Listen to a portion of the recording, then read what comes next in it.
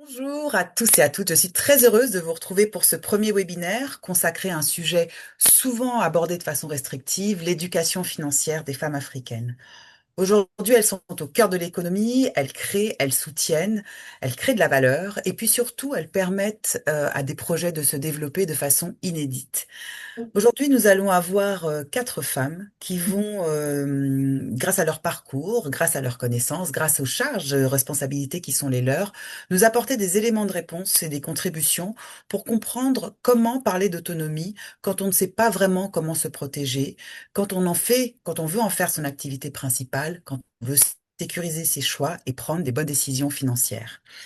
Parmi ces femmes, nous allons avoir Maïmouna Bari, qui est la directrice générale de NSIA en Guinée.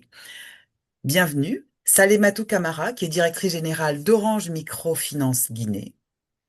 Claudine Leprince, qui est déléguée générale du club ETI et administratrice des conseillers du commerce extérieur de la France. Et Khadija Toufadiga, qui est responsable administrative et financière du groupe d'Aura Group Securities. Bien entendu, cette initiative est portée et soutenue par Kadia Siloam Masson, directrice de Grand Alexander Afrique et déléguée générale des Forces françaises de l'industrie, avec l'impulsion de Maïmouna Bari. Et c'est la raison pour laquelle je vais lui laisser faire l'ouverture de cette séquence, pour lui donner le sens et lui donner le point pour qu'on puisse démarrer avec énergie. Kadia.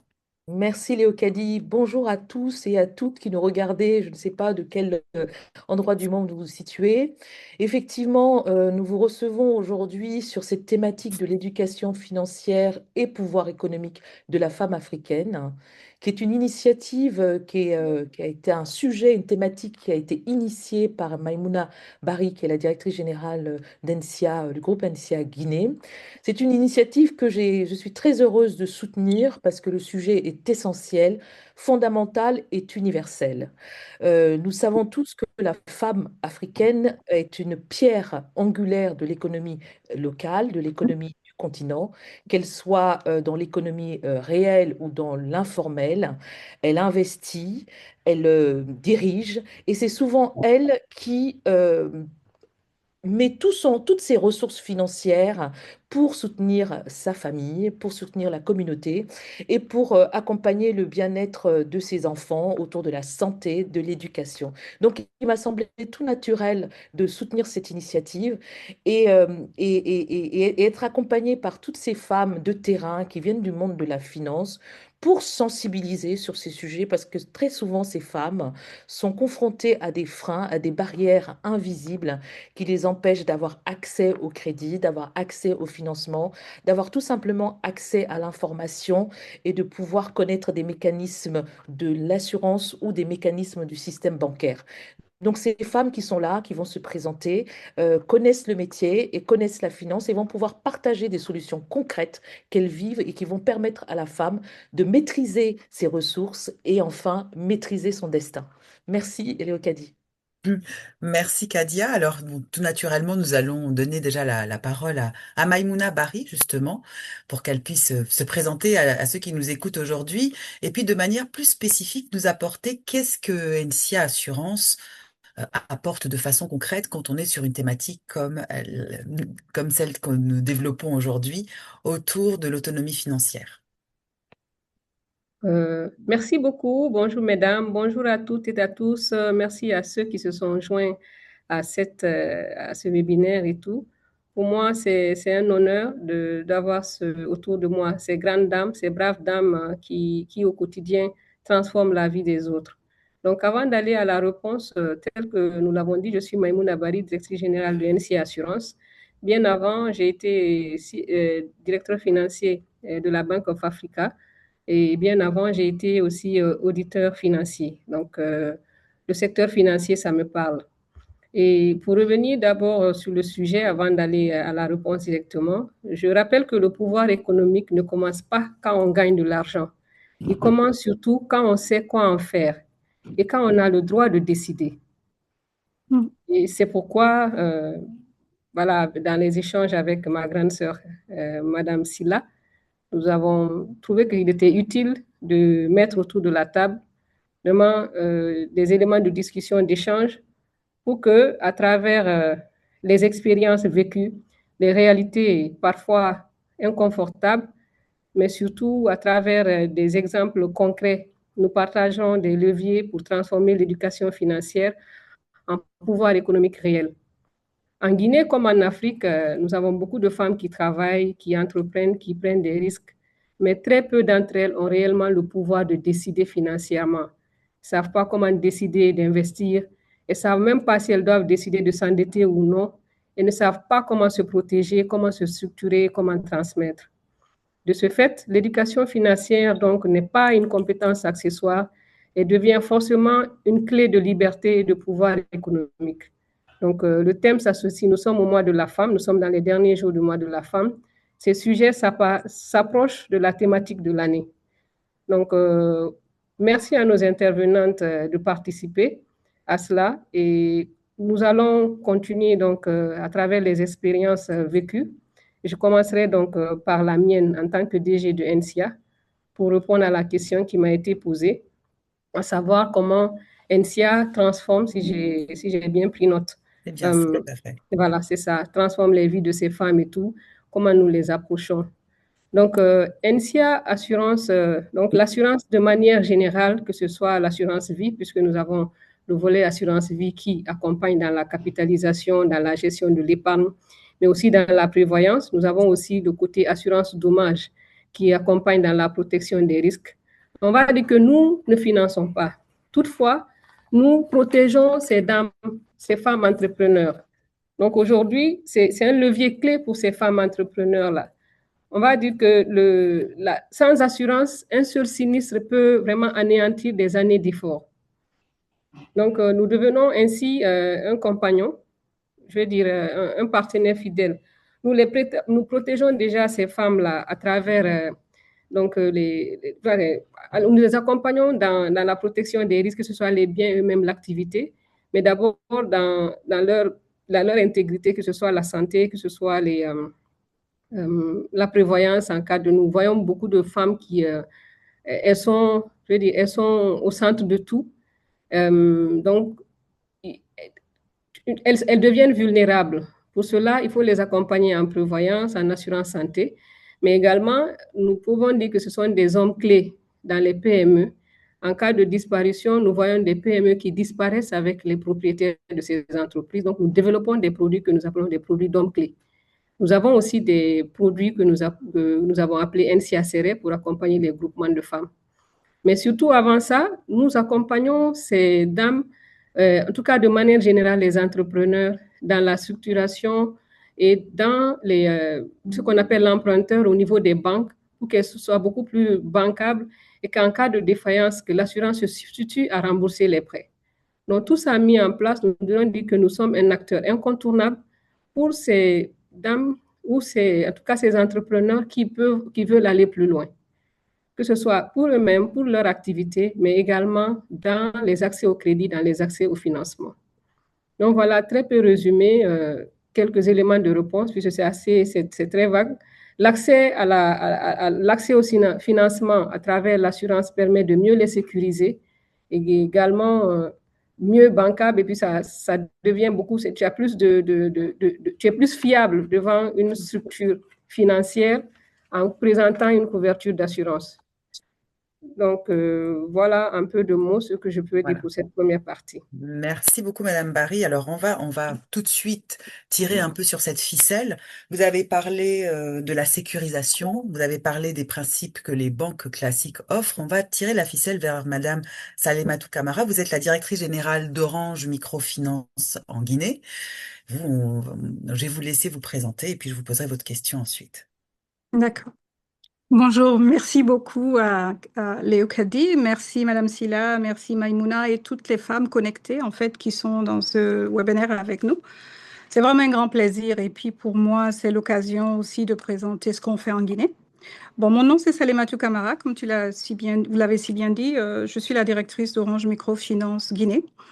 Et j'ai un parcours plus ou moins financier, comptable. J'ai travaillé un peu partout et dans différents continents. Et là, aujourd'hui, je suis chez moi. Et c'est vraiment un honneur pour moi de travailler pour une structure enfin, cette structure pour laquelle je travaille aujourd'hui parce que ça change la donne, en fait. Mm. Pourquoi ça change la donne? On est dans un environnement guinéen où vous avez 52% des femmes. La population représente, enfin, on a 52% de la population qui représente, qui sont des femmes. Et on a un taux de non bancarisé très, très, très élevé. Et un taux d'informel qui va à plus de 80%, dont 75% pour les femmes. Donc, face à cela, je salue Orange pour ça, parce que je suis quand même là pour eux, à cause d'eux, en fait. Grâce à eux. Face à cela, Orange a mis en place une structure pour voir en fait comment accompagner ces gens. Accompagner en général dans l'inclusion financière, mais plus spécifiquement les femmes, parce que les femmes représentent plus que les hommes en Guinée aujourd'hui. Et c'est des femmes qui sont dans le monde informel. Est-ce qu'on reste dans un modèle banque classique ou on va dans un modèle néobanque qui est, en fait, c'est ça, on est une néobanque, une microfinance qui est beaucoup plus digitale. Et comme vous le savez, le digital traverse les montagnes, en fait. Aujourd'hui, de Conakry, je peux financer quelqu'un à Zékré, quelqu'un à Mamou, quelqu'un, enfin, toute la zone, tout le territoire guinéen. Donc, en gros, c'est ça, en fait, que je fais. Je pense que je vais attendre les prochaines questions pour voir ce Bien que je sûr, oui. fais. Et puis j'avais, juste pour rebondir sur ce point-là, tout à l'heure, Madame Barry présentait un peu les produits. Ce qui est Oui. important pour ceux qui nous écoutent, en fait, aujourd'hui, vous avez parlé de la microfinance et puis du digital qui prend un peu sa place et qui permet d'éduquer, qui permet de Ouais. sensibiliser. Et peut-être que vous pourriez nous donner un exemple, en tout cas, pour montrer combien il est important aussi pour ces femmes. Tout à l'heure, Madame Barry parlait de sécurité, de montrer que Mhm, l'alliance entre ce que vous faites sur les microfinances et puis de ce qu'elle propose au niveau de l'assurance, c'est mhm, un duet gagnant, un duo gagnant sur mhm. lequel les femmes peuvent s'appuyer et peut-être nous donner un exemple, peut-être de projet que vous avez mené grâce à ces alliances-là. Ouais. Oui, en fait, c'est une très belle question. Et l'année dernière, ceux qui connaissent Orange Microfinance, on a beaucoup circulé dans la Guinée Mm. et à côté de nous, NCA était présent. Parce que vu qu'on doit atteindre un certain type de population et s'assurer qu'on est dans l'inclusion financière, il a fallu qu'on connaisse ces gens-là. Mm. On a traversé la Guinée, les 4 régions de la Guinée avec NCA pour comprendre. Et on est revenu sur Conakry, on a mis en place des produits qui aujourd'hui nous permettent d'accompagner ces femmes. On a deux types de produits. On a un produit qui est là pour tout Guinéen, qu'on appelle Tic Tac. En fait, c'est un produit, c'est à 100% digital. Et partout, je vous dis partout dans le monde, si vous avez un numéro guinéen, vous pouvez avoir un prêt Mm. avec nous. C'est basé sur un système de scoring, un système d'algorithme que, à partir de vos habitudes, le système décide de combien vous donner. Aujourd'hui, on est à 1,5 million. Demain, là, on est en train de faire pour aller à 5 millions. Et on va aller jusqu'à, je pense, l'équivalent de 1 700 euros. On appelle ça le tic-tac. Mais c'est par étapes. C'est vraiment, on éduque la population par des vidéos, par des spots. On essaie de leur faire comprendre c'est quoi le crédit. Franchement, pour nous, l'éducation financière, c'est la clé du succès pour l'inclusion financière dans le monde informel.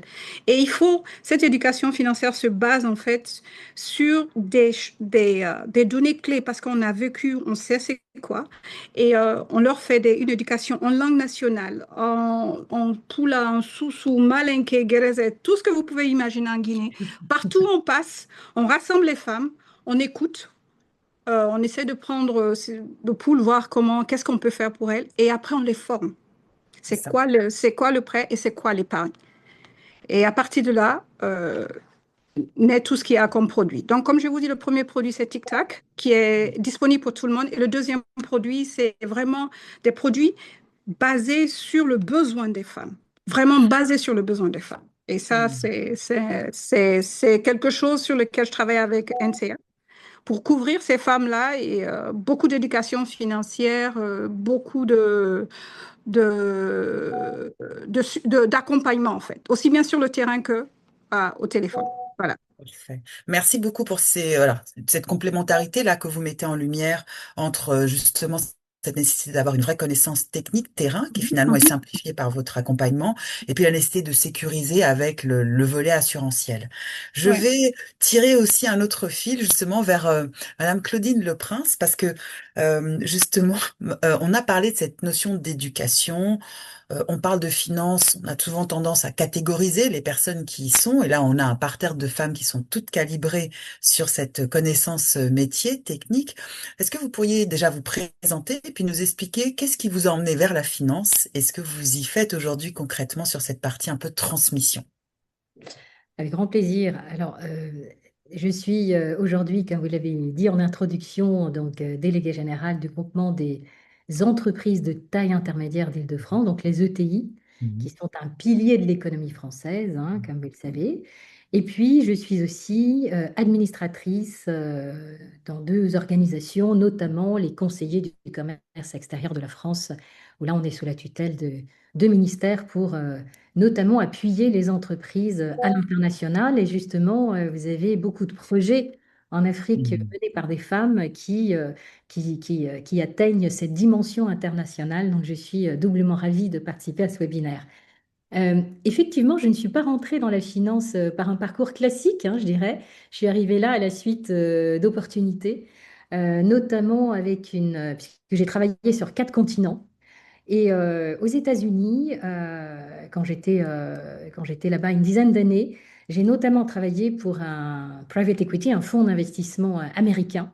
Donc au départ, j'étais dans une des filiales et puis à la suite, j'ai rejoint le vaisseau principal qui était ce private equity. Et donc je me suis mise à faire des levées de fonds et à accompagner une des entreprises sur le Nasdaq Global Market. Donc la finance, on peut y venir à tout moment avec du travail et justement en atteignant cette connaissance qu'ont décrit tout à l'heure très bien les deux personnes qui se sont exprimées avant moi. Et donc, ça a été aussi l'occasion de découvrir à quel point la compréhension des mécanismes financiers, que ce soit les levées de fonds, la structuration, les marchés internationaux, etc., change complètement la capacité à décider et à agir. Et ça a été dit avant moi, ce n'est pas tout d'avoir l'accès au marché, il faut aussi pouvoir en comprendre les différents ressorts pour pouvoir décider et même être à l'origine de certains de ces ressorts. Je ne sais pas si j'ai répondu à l'ensemble de vos Oui, questions. bien sûr. Je voulais Et aussi rebondir sur l'aspect, pardon, Léocadie. oui, transmission, formation. Exactement. Alors oui, dans ce cadre, donc je donne aussi des formations. Donc on est tous, notamment au sein des CCE, mais pas que, je le fais aussi par ailleurs. La transmission, pour moi, c'est très important et c'est une tradition en Afrique et aussi dans ma culture. Donc, voilà, j'y suis particulièrement attachée. Il s'agit de vraiment faire comprendre comment les modèles financiers permettent d'accéder aux espaces de décision, parce que c'est là que ça se joue. Donc, j'interviens notamment sur des sujets comme les différences entre le capital risque en Europe et aux États-Unis. Je le fais notamment à la Sorbonne et dans d'autres écoles, établissements en France. Et ces étudiants donc, qui sont déjà en Master 2, qui sont promis à un bel avenir, qui sont déjà en stage dans de belles entreprises, euh, beaucoup de femmes, beaucoup de jeunes femmes sont présentes. D'ailleurs, c'est à peu près en parfaite parité, ces classes. Et surtout, les étudiantes, eux, commentent en effet combien elles ont conscience que la méconnaissance des marchés ou des modèles financiers peut limiter les ambitions. Et donc, je trouve qu'effectivement, la transmission à ce titre est très importante pour pouvoir aider à comprendre les règles du jeu, les types de financement, les attentes des investisseurs, les logiques de marché, voilà tout ça Mhm. qui permet de se projeter différemment et d'avoir accès non seulement à un premier financement, mais de pouvoir après aller vers l'étape suivante et de passer à l'échelle. Passe à l'échelle. Alors, on verra ça dans un deuxième temps. Merci beaucoup pour ce Avec premier plaisir. out. Et puis, nous allons maintenant aller du côté de Madame Fadiga, Kadidiatou Fadiga. Merci d'être avec nous. Alors, comme vos copanélistes, hein, je vais vous laisser vous présenter et puis on va aller regarder un peu la singularité qui va être la vôtre dans un deuxième temps. Votre micro est coupé. Merci bien, madame. Merci à toutes les dames, ces charmantes dames qui sont présentes aujourd'hui. Alors, je me nomme Kadi Fadiga. Je suis en charge du département administratif et financier au sein d'Ora Group Securities, qui est une SGI basée en Côte d'Ivoire. À l'origine, j'ai démarré mon expérience professionnelle au sein d'un cabinet d'audit de loi de Côte d'Ivoire, cabinet au sein duquel j'ai intégré le département audit financier. Et au cours de mon expérience, j'ai pu me familiariser à l'audit financier et à travers différents types de missions, je dirais, tant bien des missions de commissariat au compte que d'audit technique et financier. Et au bout de quelques années, voire 5 ans, j'ai accepté une opportunité qui me permettait d'élargir mon horizon. Et j'ai donc intégré une holding financière, Bridgegroup West Africa, en tant que senior analyste financier.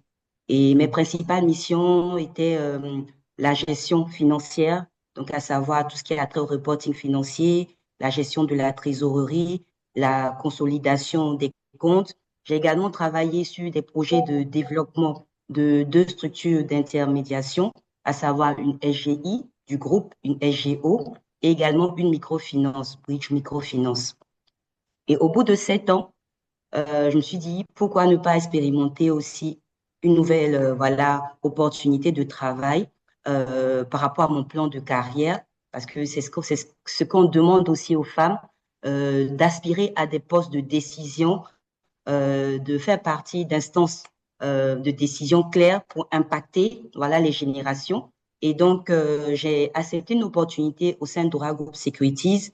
Et là, je suis en charge principalement également de la finance, mais de toutes les fonctions support. Je fais du capital humain, je gère les moyens généraux et je fais un peu de juridique. Mhm. Voilà. Merci bien. Voilà.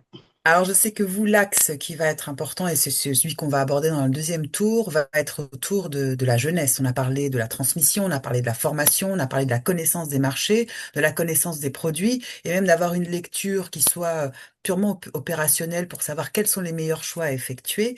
Je sais que les jeunes femmes sont pour vous un point clé et important. Oui, Mm. exactement. Aujourd'hui, je m'inscris, et c'est ce qui est préconisé, à exhorter et encourager l'entrepreneuriat féminin et à développer et à partager avec les femmes tout ce qu'il y a comme technique ou mécanisme d'investissement. Mais pour cela, il faut comprendre effectivement les mécanismes financiers, savoir structurer un projet, comme évoqué tantôt, savoir accéder également au financement et maîtriser la gestion financière. Mhm. Et cela est également basé ou est principalement basé sur la transmission intergénérationnelle. Donc, il est vrai que cela est basé sur la technique, mais également sur la transmission intergénérationnelle. C'est-à-dire aujourd'hui, la jeune fille ne découvre pas, ne devrait pas découvrir la gestion financière à l'âge adulte. Cela dès au bas âge, c'est ce qui est préconisé. Et Mm. plus tard, in fine, de par le biais de la mère, des Mhm. mentors, des dirigeantes, partager une meilleure expérience sur la durée, raconter également leur parcours et transmettre leur expérience, voilà, ou leur succès. Il s'agit entre autres d'encourager les jeunes filles à voir plus grand. Ici, dans la structure au sein de laquelle je suis, euh, nous, euh, nous avons une partie marché financier et ingénierie financière. Essentiellement, cela porte sur tout ce qui a trait aux actions, aux obligations, à l'achat, à la vente et à divers mécanismes financiers. Je souhaiterais m'en tenir à ça dans un premier Oui, temps. tout à fait. Alors aujourd'hui, former une jeune fille à la finance, c'est former une femme capable de décider, de négocier, d'investir, de diriger et d'impacter. Autrement dit, c'est former une actrice du développement économique de l'Afrique. Merci bien. Merci beaucoup, Madame Fatika. Je vais laisser la parole à Kadia Silla-Moisson pour amener une perspective sur ce premier tour et puis on ira ensuite aborder les questions complémentaires, plus de terrain avec des exemples et des illustrations. Oui, absolument. Ce qu'on voit ici en écoutant toutes ces femmes, c'est que on voit bien que la maîtrise des ressources, c'est le chemin vers l'émancipation, d'où ces thématiques de pouvoir économique de la femme africaine. J'ai beaucoup apprécié tous les témoignages et je rebondis un peu sur ce qu'a dit tout à l'heure Kadi Diatou par rapport à l'entrepreneuriat. On sait qu'aujourd'hui, l'Afrique porte le plus fort taux d'entrepreneuriat féminin, mais le souci pour ces femmes-là, c'est d'avoir accès au financement. Finalement, avoir ces temps d'échange, de sensibilisation sur ces sujets-là sont absolument fondamentales. Donc, on verra tout à l'heure la deuxième partie de notre webinaire sur d'autres sujets où on va rentrer vraiment au cœur des problématiques d'information, parce que c'est ça en fait, avoir accès à l'information, où on va chercher ces mécanismes, le tic-tac qui a été mis en place par ENSIA. Comment fait-on pour que des personnes en zone rurale puissent avoir accès à ce genre d'informations? Comment fait-on pour répandre toutes ces solutions concrètes qui existent pour les femmes? Donc j'ai hâte de vous entendre pour la deuxième partie. Alors, merci beaucoup, Kadia, pour cette transition. Donc, on a des questions qui arrivent dans le chat. On va les intégrer dans le fil de la discussion. C'est pour rassurer ceux qui nous envoient des questions en direct. Je vais revenir justement sur cette question qu'a posée Kadia Silla-Moisson, justement, sur la capacité à étendre. Comment est-ce qu'on amène cette information? Comment est-ce qu'on touche les bonnes personnes? Comment est-ce qu'on encourage ce développement de l'entrepreneuriat? Et donc, je vais revenir vers vous, Madame Barry, justement, pour que vous puissiez nous expliquer quels sont les leviers sur lesquels vous appuyez pour à la fois sensibiliser et puis finalement donner une forme d'autorisation quand on comprend un peu les mécanismes qui sont les vôtres au niveau de l'assurance et du soutien des projets?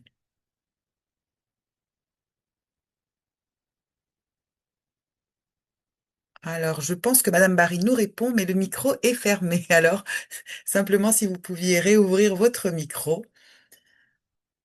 Merci à OK. vous. D'accord. Donc, aujourd'hui, pour l'assurance, déjà, c'est de rappeler qu'en Guinée, nous avons le taux de pénétration parmi les plus faibles. Mm. En Afrique de l'Ouest, voilà, en Afrique, c'est moins d'1%. Et pendant ce temps, le taux de bancarisation s'améliore et nous avons une percée de tout ce qui est mobile banking, enfin, la microfinance telle que nous l'avons vu avec Salimatou et tout. Donc, nous, le premier levier qu'on a, c'est de bâtir des partenariats stratégiques avec ces acteurs donc, qui ont déjà touché un très gros volume de population. Donc, c'est le modèle de partenariat qui a été décrit tout à l'heure avec Madame Camara. Donc, nous travaillons beaucoup sur le levier banque-assurance que nous considérons comme une mine d'or, étant donné que le banquier connaît plus son client que nous-mêmes. Donc, et le client fait plus confiance à son chargé de compte qu'un un conseiller en assurance qu'il va rencontrer dans la rue. Et aussi, nous, on pourrait transformer ces agences de banque, genre un point où le client peut se retrouver vraiment à couvrir tout son environnement financier. Donc, voilà, les partenariats stratégiques. Travailler sur la micro-assurance pour essayer d'aller sur le secteur informel qui est beaucoup concerné aujourd'hui. Pour nous, ce n'est pas qu'une multinationale s'assure ou pas. Nous, la réussite serait que quelqu'un qui est dans un groupement de producteurs de pommes de terre à Dalaba, qui sache qu'à travers l'assurance, voici ce qu'il peut gagner en termes d'accompagnement en épargne, mais également en termes de protection. Donc, je résume d'abord, il y a les partenariats stratégiques, il y a le terrain, il y a l'utilisation de tout ce qui est mobile banking. Aujourd'hui, c'est facile de pouvoir souscrire et payer via l'USSD avec Orange Money, MTN et tous les paiements mobiles qui existent. Mais surtout, et le plus important, c'est de travailler sur la pédagogie. Il faut être sur le terrain. L'assurance se vend. L'assurance, c'est un métier de confiance. Donc, tu ne peux pas vendre de la confiance sans être en face de la personne, ou même si ce n'est pas en face, en tout cas, il faut que tu puisses transmettre cette confiance-là, puisque tu vends une couverture de risque, une probabilité qui va arriver dans le futur. Donc, il y a beaucoup de pédagogie. Mais avant ça, ce qu'on a accompli, c'est qu'il faut aussi travailler à former des équipes, travailler à former une force de vente, travailler à former des assureurs adaptés à nos marchés. Donc, c'est Hmm. après ça que maintenant, nous travaillons à adapter aussi les produits, les offres par rapport à l'environnement, ce qui est le cas. C'est pourquoi tout à l'heure, j'ai parlé de comment nous modernisons les tontines, comment nous accompagnons les femmes dans les tontines, comment nous adaptons des offres, que ce soit de l'assurance de stock de marchandises pour les mamans qui sont dans les marchés et tout ça. Donc, voilà, c'est un peu ça, c'est le terrain, c'est de l'accompagnement, c'est de la pédagogie. Nous avons la chance aujourd'hui d'avoir, nous sommes à l'ère du digital, à l'ère de l'IA. Nous avons NCATV où nous faisons beaucoup de pédagogie également, donc de la proximité. Et nous sommes surtout à l'intérieur du pays. Nous sommes Oui. dans toutes les régions de la Guinée. Donc, voilà, c'est de la proximité, de la proximité, de la proximité. Rassurer, expliquer, expliquer et ne jamais se fatiguer. Donc, Merci beaucoup pour cette motif qu'on va retenir, bien sûr. Alors, vous avez parlé de cette proximité, de ces partenariats, de ce terrain. Je vais revenir vers Madame Salematou justement parce que vous avez relevé un peu dans la présentation initiale le fait que beaucoup de femmes, alors on sait, il y a une partie dans l'informel, et justement quand on est dans l'informel, ben, on n'a pas forcément les réflexes de ce qui se fait dans un univers formel. Comment est-ce que ces femmes-là, vous arrivez à leur donner confiance, comme disait Madame Barry tout à l'heure, pour qu'elles puissent déjà accepter de vous livrer ce qu'elles ont envie de construire, qu'elles aient envie de s'engager, et d'une certaine manière, après, d'être identifiables. Parce que là, on va être sur une autre lecture de la manière d'identifier ces femmes dans l'informel. Ah, vous avez votre micro qui est fermé. Je vous écoute. Merci. On va prendre Merci. l'exemple. Tout à fait. Je vous en Merci prie. beaucoup. Merci beaucoup. Je pense que Maïmouna l'a bien précisé, hein. Elle a dit proximité, proximité, terrain, proximité, c'est la première chose. Et la deuxième chose dont moi je vois, c'est vraiment l'éducation financière. Elle peut pas, aujourd'hui, pour le monde, je parle bien de la Guinée, hein, Bien sûr. parce que ça, une autre histoire quand tu vas dans un autre pays. Mais la Guinée, c'est vraiment l'éducation financière, c'est la base. C'est la base. Et nous, à Orange, euh, on a le digital. Mais beaucoup de personnes aujourd'hui, comme je vous l'ai dit dans la première question, pour accéder au financement, le financement ne veut pas dire wallet. C'est pas parce qu'il y a une EME qu'il y a de l'argent que tu reçois. Donc, du coup, pour accéder au financement, il faut, il faut vraiment trouver quelque chose, un mécanisme qui peut atteindre ces femmes-là de loin.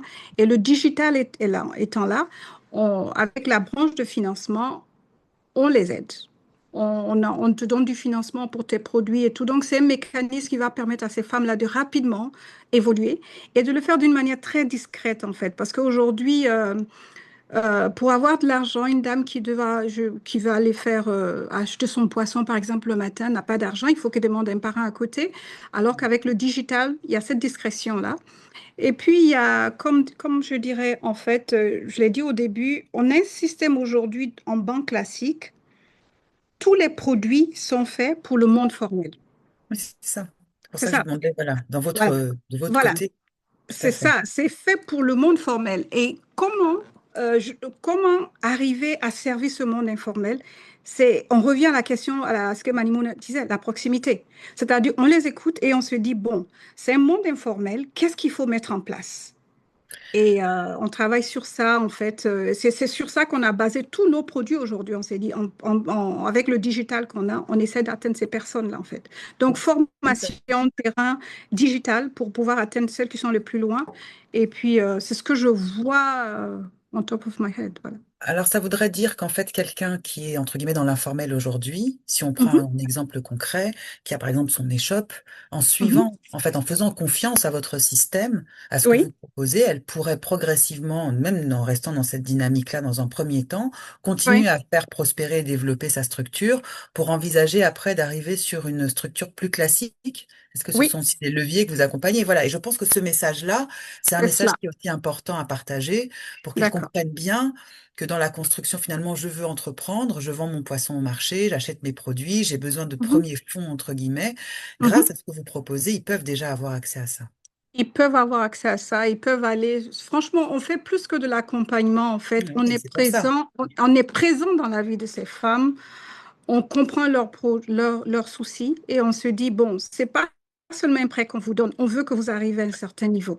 Donc, vous amenez une forme d'ambition, hein, on ne se contente plus de simplement avoir les fonds et puis, j'allais dire, gérer les premières nécessités, mais elles Mm. vont aussi pouvoir commencer à construire, à investir, à C'est ça, grandir et à c'est ça, devenir aussi des actrices qui vont devenir créatrices d'emplois demain, parce que vous c'est allez ça. pouvoir les accompagner tout au long de ce chemin. Je pense que ça, c'est vraiment important de le souligner, parce que comme on D'accord. associe souvent la microfinance, déjà son nom n'est pas très esthétiquement, c'est irréducteur, microfinance, alors que dans le levier que vous proposez, il y a une forme d'ambition pour grandir sur le cheminement. Hmm. Ah oui, définitivement. En fait, aujourd'hui, oui, c'est exactement ça. En fait, on commence petit parce qu'on ne connaît pas le Oui, client, c'est c'est ça. l'informel. On éduque le client, on voit comment le client se comporte et les montants augmentent. Si je peux me permettre de donner un exemple maintenant. Bien sûr. On a une dame qu'on a accompagnée, ça fait 1 an qu'elle est avec nous, par exemple. Cette dame, elle a commencé dans le monde traditionnel à faire le séchage des produits, en fait, des fruits, en fait. Elle est partie de manière très traditionnelle. Et aujourd'hui, cette femme, ils étaient que deux sur ce marché-là. Enfin, elles étaient que deux, en fait, là-dessus, à travailler sur ces produits-là qu'elles sèchent. Et elles revendent avec un revenu très bas, Hmm. vraiment très bas. Elle voulait vraiment grandir son stock, avoir un revenu plus élevé. Donc, on lui a apporté le premier financement sur son stock.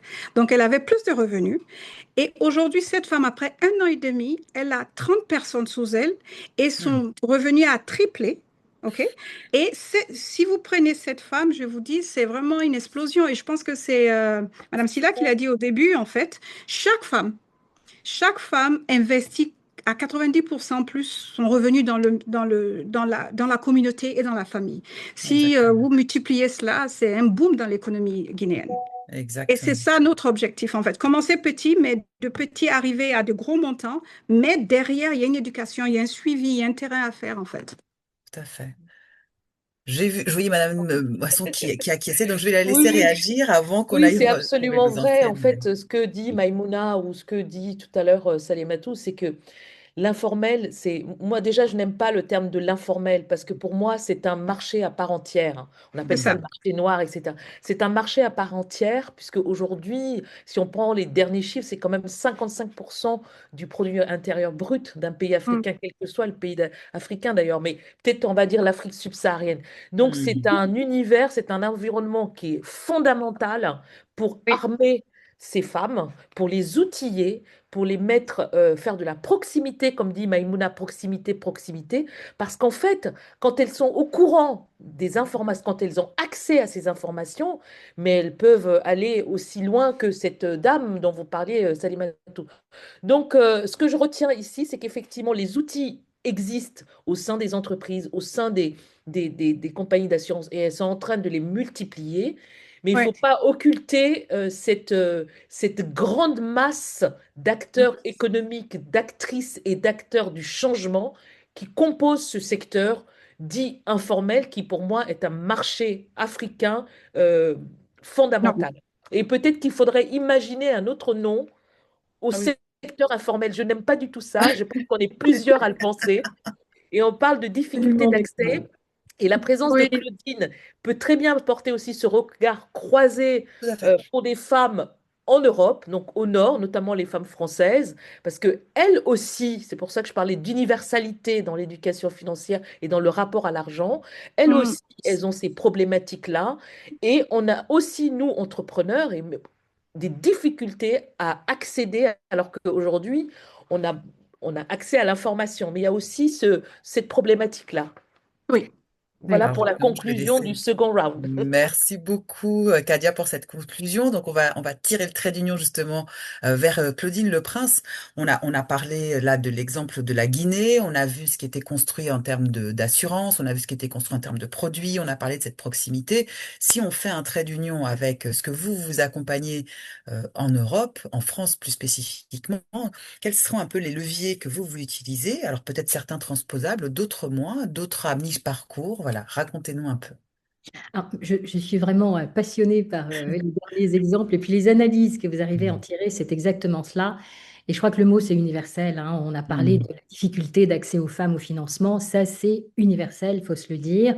C'est aussi une grosse problématique en Europe et c'est pour cela qu'il y a des fonds spécifiques d'ailleurs pour les femmes qui se créent, notamment le fonds Sista, enfin il y en a plusieurs qui justement tentent de pallier cette difficulté cette difficulté d'accès au financement, mais aussi aux informations. Je crois que c'est très important ce que vous avez dit aussi sur la proximité.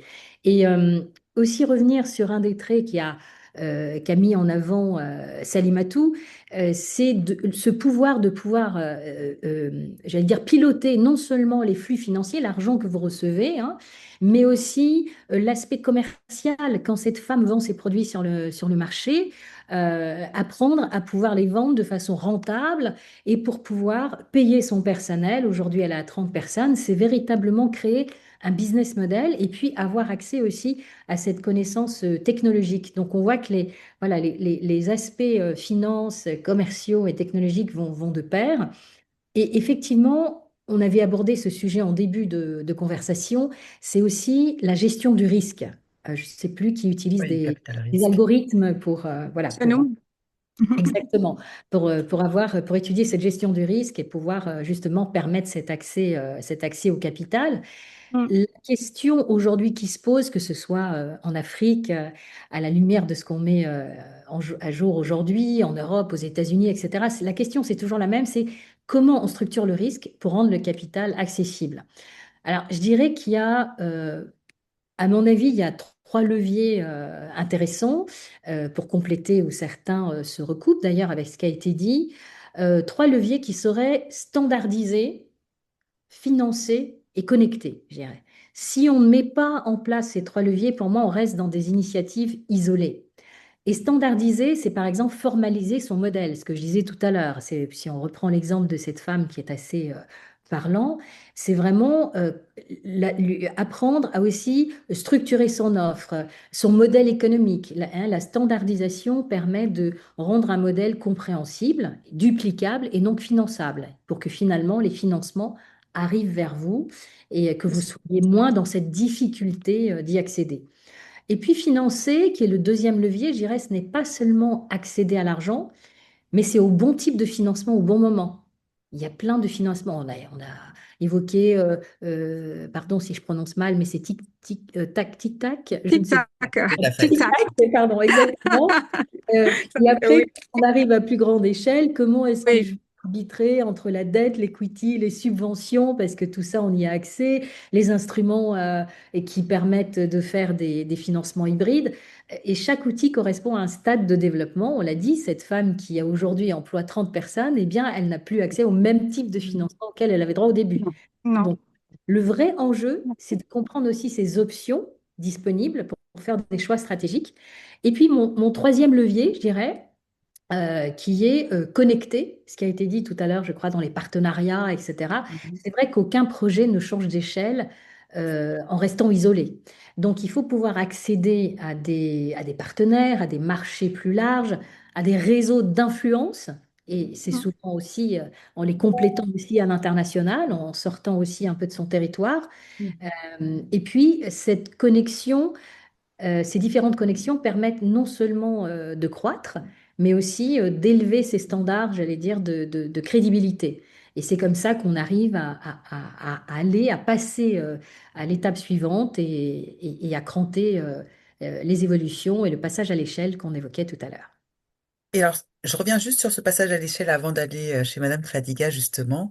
Quels sont les... Alors, vous avez parlé de ces trois leviers, mais du coup, dans votre pratique, quels sont les éléments qui ont joué? Alors, on va parler plus des femmes en elles-mêmes, hein, de leur état d'esprit. Quels sont, vous, les points sur lesquels vous avez plus appuyé, à partir, en dehors de la connaissance technique, vous avez plus appuyé, plus sensibilisé pour avoir un état d'esprit aussi qui permette de ce passage à l'échelle et qui amène après sur des décisions un petit peu plus bah voilà, créatrice de, voilà, qui ouvre des voies, qui engage, qui stimule.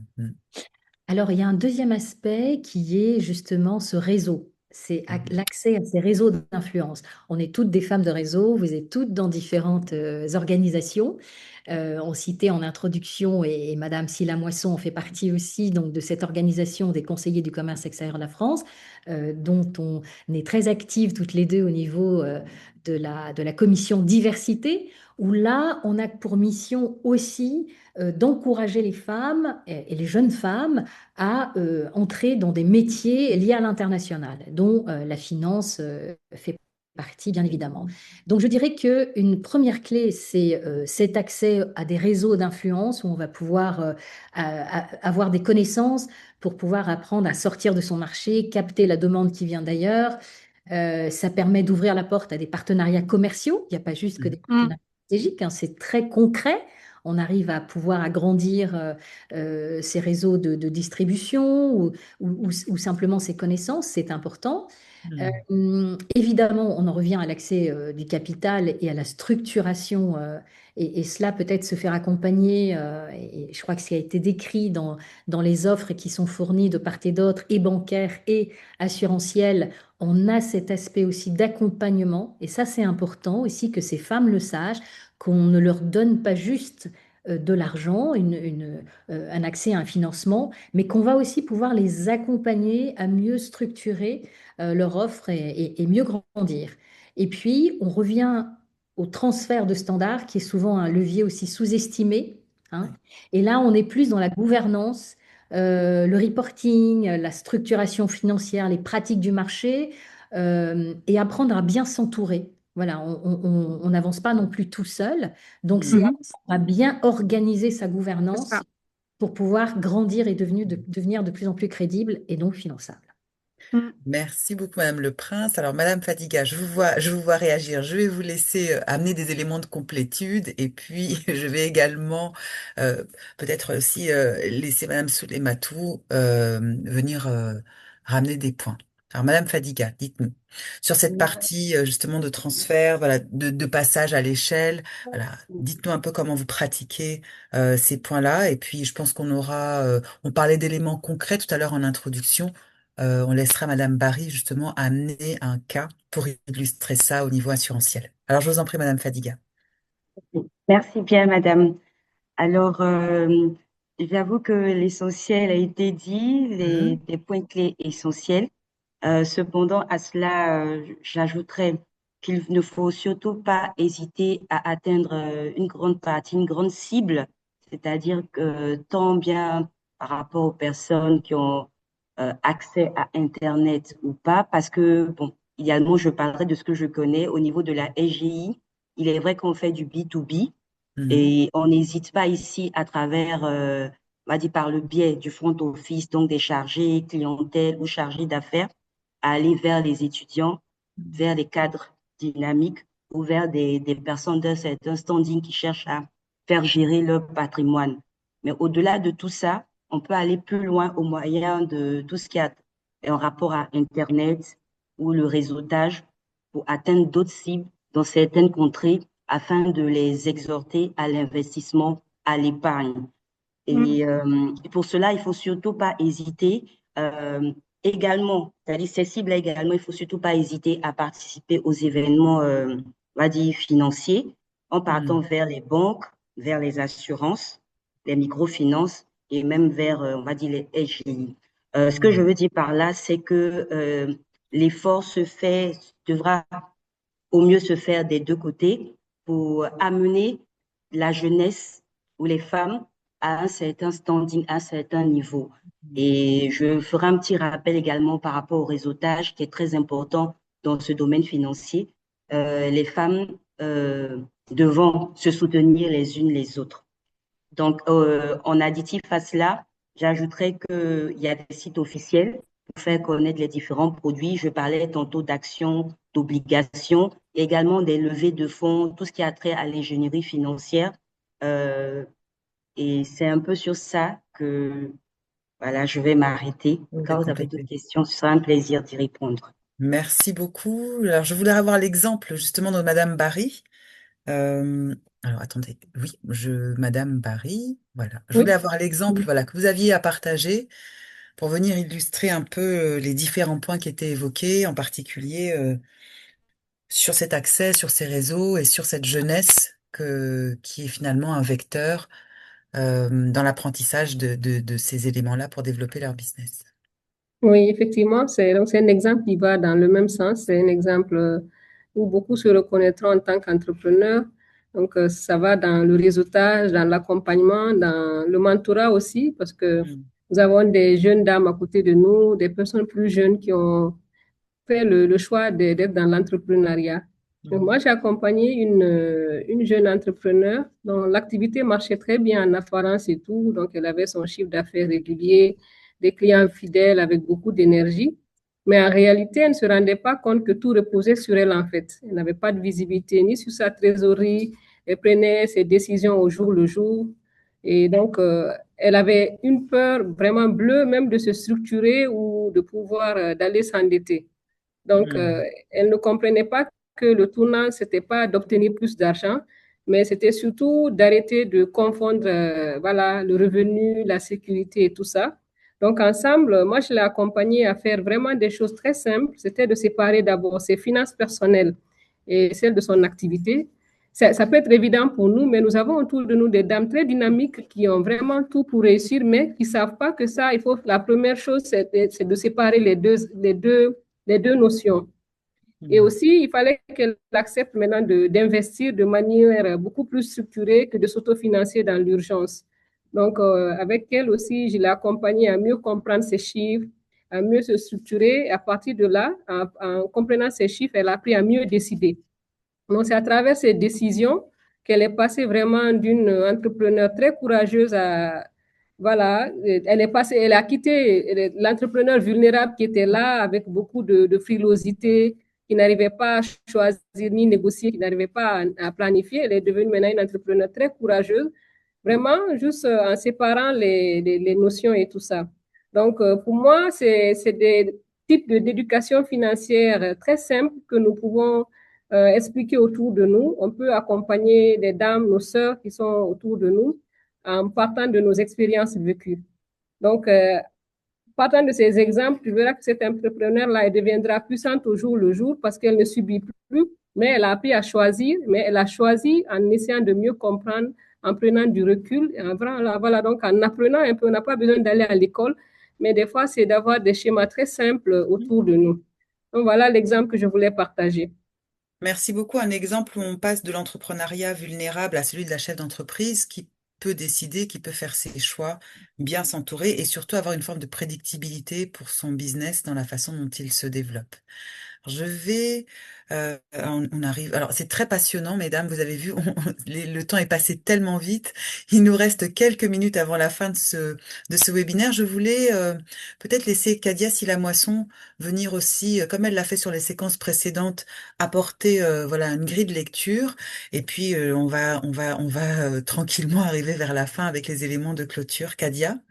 Oui, absolument. Ce qu'on voit là, c'est que ce sujet de l'éducation financière, en fait, finalement, ça touche toutes les strates de la population. On a parlé des étudiants, on a parlé de la commerçante au marché, secteur informel, l'entrepreneur qui est dans une phase de scale-up et de la femme dirigeante qui gère son business, etc., et qui réfléchit à tous les mécanismes de gouvernance pour accompagner le développement et le déploiement de son entreprise. Donc, c'est un sujet qui est fondamental. Ce qui est intéressant aussi, et je crois que c'est Maïmouna qui l'a dit, c'est que au milieu de toutes ces strates, en fait, il y a des phases d'accompagnement finalement. Il y a du mentoring qui sont importantes pour aider ces femmes, puisque là, c'est le mois de la femme, on parle de les femmes. Mhm. Donc, ce mentorat, la connexion au réseau, comme expliquait Claudine, qui est important parce que le réseau, c'est l'accès aux personnes décisionnaires, c'est l'accès surtout à l'information et aux différents mécanismes pour pouvoir naviguer. Donc tout ceci est important et je pense que ça nous amènera tout à l'heure à la conclusion dont on parlera tout à l'heure. Pourquoi, qu'est-ce que ça va donner ce webinaire dans l'avenir et qu'est-ce que Maïmouna et toutes ces femmes-là, nous pouvons en faire et quel levier enclencher pour apporter vraiment des solutions concrètes à toutes ces femmes. Merci beaucoup, Kadia. Alors, ce qu'on va retenir, hein, je vais dire comme les 5 doigts de la main, ce sera plus facile pour chacune d'entre vous de le mémoriser. C'est déjà que la finance n'est pas réservée uniquement aux spécialistes, qu'il y a des personnes, des organismes qui sont présents autour de vous pour vous aider à décrypter, mieux comprendre. Et puis, que vous soyez dans le formel ou l'informel, il y a des solutions, il y a des clés. La seconde, c'est que l'autonomie commence par la compréhension, c'est-à-dire que dès lors que vous avez intégré toutes ces notions, vous voyez ce que ça représente dans votre quotidien et vous pouvez mieux décider. Et vous décidez pas seul, vous décidez accompagné par des mentors, par des personnes plus expérimentées qui ont des grilles de lecture qui vont vous permettre de pouvoir avancer. Et puis vous allez pouvoir aussi protéger ce que vous avez déjà créé pour pouvoir monter pas à pas et d'avoir un pouvoir d'action de plus en plus fort dans le secteur qui sera le vôtre. Il y a un point aussi qui a été abordé, effleuré, mais qui sera développé plus avant, autour des freins invisibles qui peuvent exister, la peur du risque, le manque de projection. C'est un peu l'exemple de Madame Barry tout à l'heure, sur lequel vous allez trouver un appui également. Et puis le cinquième point, c'est qu'il existe des voies très concrètes pour progresser et ne restez pas seul, isolé, avec toutes les questions qui sont les vôtres. Ça, c'est important. Et donc, ce que je voulais faire avant qu'on se quitte, parce que je vais laisser le tout dernier mot à Kadia Silla-Moisson sur que fait-on après ce webinaire, je vais remercier Madame Maïmouna Bari, donc directrice générale de NSIA.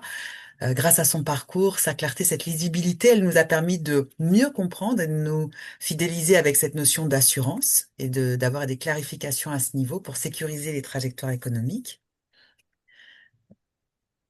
Oui, on la voit à l'écran. Madame Nalematou Camara, je voulais m'assurer qu'elle soit là, dont le regard a été précieux pour comprendre les réalités terrain de la Guinée, et puis comme on aurait souhaité rebrander ce mot microfinance et rebrander ce mot secteur informel. Merci à vous pour tous les points que vous avez pu mettre en lumière.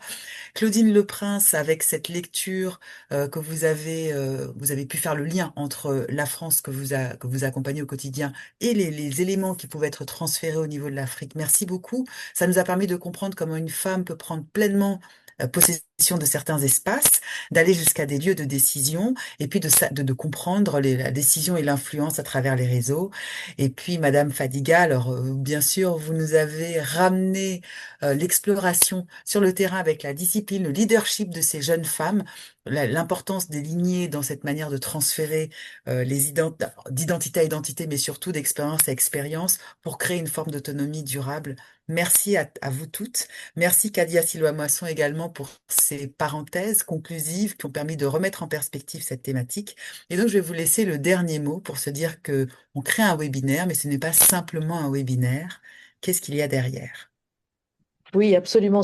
Merci Léocadie et merci aussi à Léocadie. On t'applaudit pour cette Merci beaucoup. magnifique modération. Donc, Léocadie est une grande conférencière donc, qui modère régulièrement des conférences à l'international, à la fois bon, en France et sur le continent africain. Donc, merci beaucoup pour ce professionnalisme. Moi, je voudrais adresser un chaleureux remerciement à Maïmouna Bari, à ma sœur guinéenne, qui a ouvert cette porte. Vous l'aurez compris, en 1 heure, on ne peut pas traiter de l'éducation financière. Vous avez soulevé énormément de sujets.